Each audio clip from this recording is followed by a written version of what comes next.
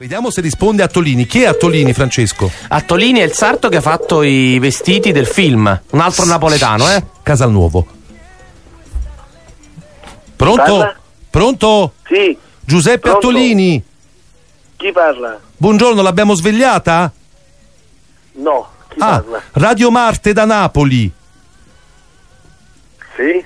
Volevamo farvi i complimenti. Siamo orgogliosi di voi. Grazie. Volevamo farvelo sapere. La Campania tutta questa mattina è orgogliosa di avere questa grande firma protagonista di Hollywood, Giuseppe.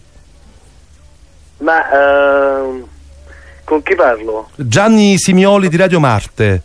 Ah, perché non si sente bene, mi scusi. No, lo so, però noi volevamo soltanto farvi i complimenti, dirvi grazie perché siete una firma storica, perché avete inventato Grazie. l'abito napoletano, perché siete di quelle persone che ci fanno onore e noi siamo veramente contenti, volevamo dirvelo. Siamo orgogliosi per Napoli, sicuramente, quanto napoletani da generazioni. Ecco. Facciamo il nostro lavoro con amore e con passione e questo è il risultato comunque di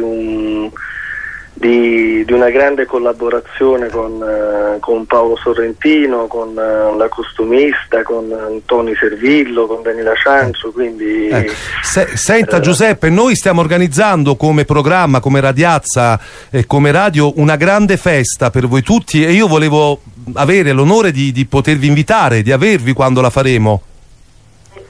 sarà un grande piacere. Ecco, posso fare l'ultima domanda da napoletano? Mi dica. Ma Servillo veramente cacacazzo come, diciamo, cliente? Assolutamente no. Va bene, tutto a posto. Grazie Attolini, un abbraccio.